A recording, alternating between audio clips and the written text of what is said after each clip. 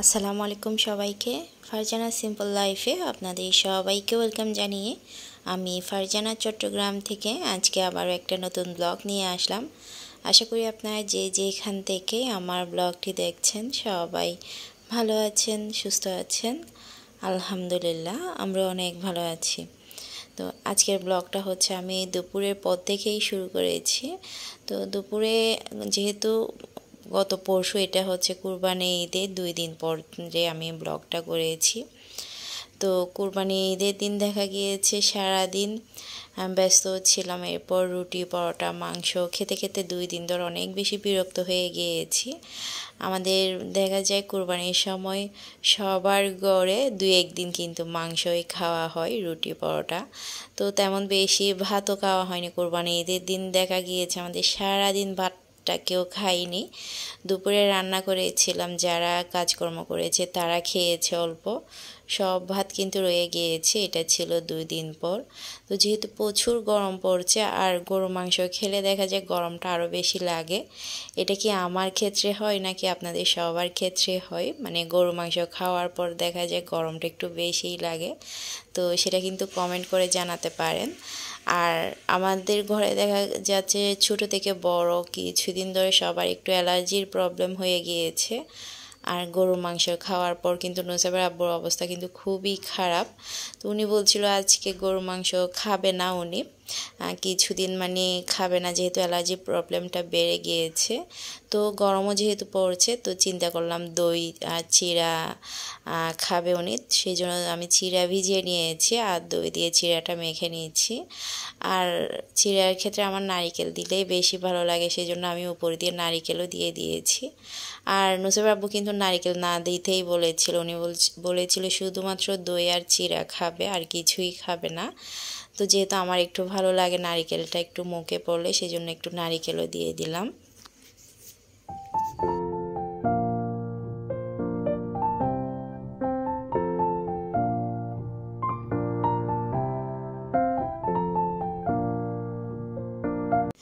তো আমরা সবাই মিলে চিড়াটা খেয়েছি, মাশাআল্লাহ অনেক বেশি ভালো লেগেছে গরমের মধ্যে দই চিড়াটা খেতে। আমি একটু ডিপ ফ্রিজে রেখে দিয়েছিলাম, একদম ঠান্ডা করে খেয়েছি যেহেতু প্রচুর গরমে দেখা যায় দই চিড়া এইসব খাবার খেলে পেটটা একটু ঠান্ডা থাকে, এই আর কি। তো আজকে হচ্ছে সন্ধ্যায় নুসাইবা হঠাৎ করে বলছিল আম্মু যেহেতু মাংস আছে মাংস দিয়ে বান বানানোর জন্যে। তো যেহেতু হঠাৎ করে বলছে, ও বায়না ধরেছে বান খাবে। আর বান বানানোর ক্ষেত্রে দেখা যায় বানের ডোটা কিন্তু 3-4 ঘন্টা একটু রেস্টে রেখে দিতে হয় যাতে ডোটা একটু ফুলে উঠে।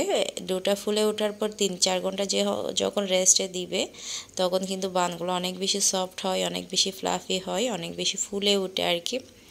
তো যেহেতু ও সন্ধ্যায় হঠাৎ করে বলছে ও বান খাবে, তো আমি যেই কথায় সেই কাজ, যেহেতু মেয়ে খেতে চেয়েছে তো আমি ডোটা একটু মেখে আমি কিন্তু সাথে সাথে বানিয়ে ফেলেছি, এটা কিন্তু রেস্টে রাখিনি। তো সেই কারণে বানটা কোনো রকম হয়েছে আর কি, এটা আমি পুরোপুরি বান হয়েছে সেটাও কিন্তু বলবো না। তো যেহেতু মেয়ে আবদার করেছে আর বানটা আমি আর ওভেনে দিইনি, ওভেনে দিলে দেখা যাবে একটু সময় লাগবে। তো আমি বললাম ও যেহেতু খেতে চাচ্ছে এখন সন্ধ্যাবেলায় আমি একটু তেলের মধ্যে ফ্রাই করে নিই। তো এখন যেহেতু কুরবানির সিজন সবার ঘরেই তো মাংস থাকে, জোড়া মাংস থাকে বা রান্না করা মাংস থাকে। আর বিশেষ করে আমাদের সবার ঘরে দেখা যায় যেটা ব্রয়লার মুরগি, এটা আনলে কিন্তু বুকের মাংসগুলো রয়ে যায়, তেমন বাচ্চারা খেতে চায় না। আমিও সব সময় মুরগির বুকের মাংসগুলো এক্সট্রা করে রেখে দিই, বিভিন্ন নাস্তার আইটেমে দিয়ে ফেলি বুকের মাংসগুলা। দেখা যায় বাচ্চারা বুকের মাংসটা তেমন বেশি পছন্দ করে না, সেই জন্য আমি আর রান্নাও করি না। তো মুরগির বুকের মাংস দিয়ে এভাবে একটু পেঁয়াজ দিয়ে একটু পুর বানিয়ে এভাবে যদি বানানো হয় তাহলে এটা কিন্তু অনেক বেশি টেস্টি হয়। তো যেহেতু আমার গরু মাংস আছে আজকে আমি গরু মাংস দিয়েই একটু বেশি করে পেঁয়াজ দিয়ে আমি পুরটা বানিয়েছি। তো বান কিন্তু আমি আজকে বিকেলে যেহেতু আমাদের ঘরে অনেক মেহমান এসেছিল, দুপুরে আমার যেটা শ্বশুরদের ওখানে মানে বাসুরদের ওখানে দাওয়াত ছিল আমাদের সহ। তো ওনাদের ওখানে অনেক মেহমান এসেছিল, আমার ননসরা, ননাসের ছেলের বউ, এরপর মেয়ে নাতি সবাই কিন্তু আমাদের এখানে এসেছিল দুপুরে খাওয়ার পর। দুপুরে বলতে আমরা সহ খেয়েছি একসাথে, প্রায় আসরের সময় হয়ে গিয়েছে। তো ওখান থেকে আসার পর আমি নাস্তা রেডি করেছি, যেহেতু ওনারা সবাই এখানে আসবে বলেছে। তো আমি কিন্তু আরও 15টার মতো বানিয়েছি, একটু পুর ছিল অবশিষ্ট। তো যেহেতু মেহমান বেশি এসেছিল, ওনারা মেহমানদের সাথে কিন্তু নুসাইবার আর নাস্তা করতে পারেনি। তো নুসাইবা জিজ্ঞেস করলো ও বান খায়নি বা বান আছে কি না। তো আমি যেহেতু ও খেতে চাচ্ছে, একটু পুর ছিল, তো সাথে সাথে কিন্তু আমি বানটা ওকে বানিয়ে দিলাম। ওই সময়ে বানিয়েছি, তো বাচ্চারা পছন্দ করেছে, এটাই কিন্তু শুকরিয়া। মানে ফাঁকিবাজি বান যেটা বলে এটা হয়েছে, পুরোপুরি কিন্তু বান হয়নি এটা। তো আমি কিন্তু হাসছিলাম, তো বাচ্চারা পছন্দ করেছে, সেটাই কিন্তু আমার অনেক বেশি ভালো লেগেছে। তো এই তো আমি একটা খেয়ে নিয়েছি, যেহেতু আমরা সন্ধ্যার নাস্তা করিনি, মেহমানরা চলে গিয়েছে, তাই এখন আমরা বসে নাস্তা করে নিয়েছি।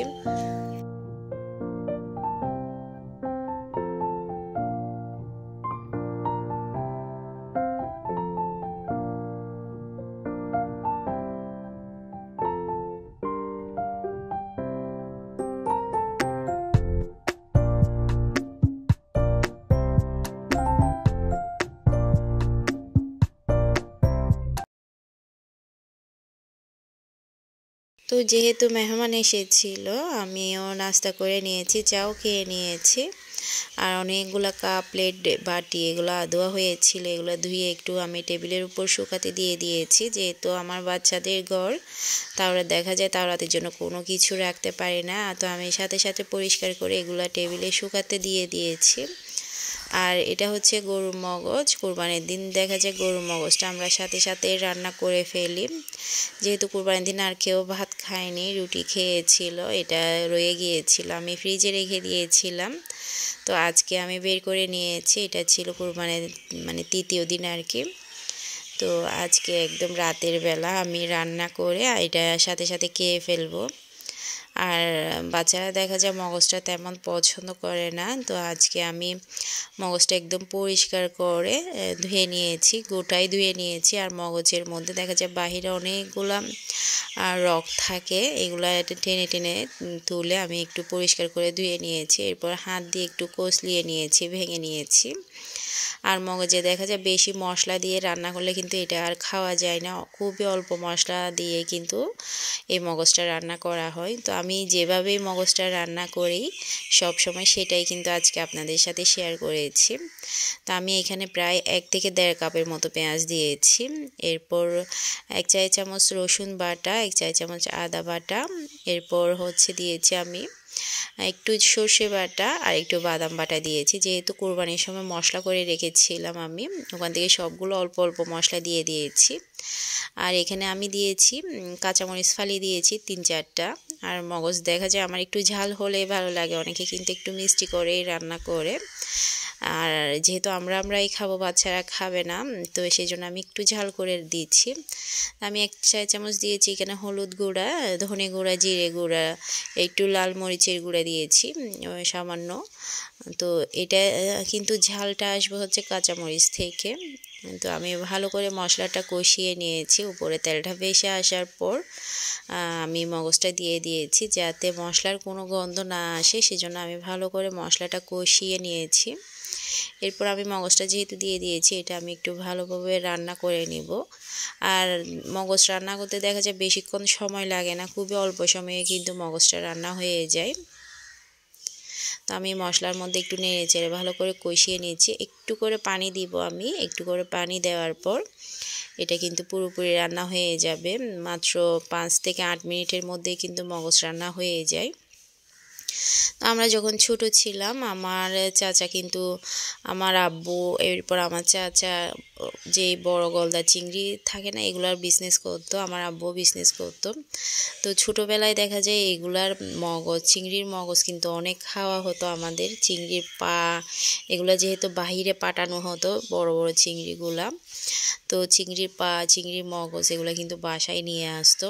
তো ছোটোবেলায় কিন্তু অনেক খেয়েছি আমরা চিংড়ির মগজ, একদম গরুর মগজের মতো হয়। তো এখন কিন্তু খাচ্ছি না, যে চিংড়ির মগজটা খাচ্ছি না, যে অনেক দেরি হয়েছে। যখন ছোট ছিলাম আমার চাচা কিন্তু বেশি করে নিয়ে আসতো এগুলো। আমার দাদু খুবই সুন্দর করে রান্না করতো, মগজটা একদম গরুর মগজের মতো হতো আর কি। তো আমার আব্বু যেহেতু সবার বড় ছিল, নাতি নাতিনের মধ্যে ছিল শুধুমাত্র আমার ভাইয়া আর আমি।